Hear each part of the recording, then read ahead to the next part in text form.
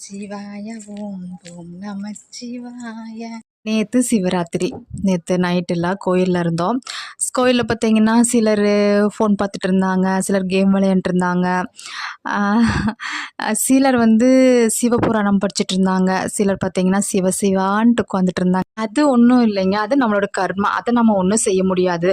ஏன்னா நம்மளும் அந்த ஸ்டேஜில் கடந்து தான் வந்திருக்கோம். இப்போ அது ப்ராப்ளம் இல்லை.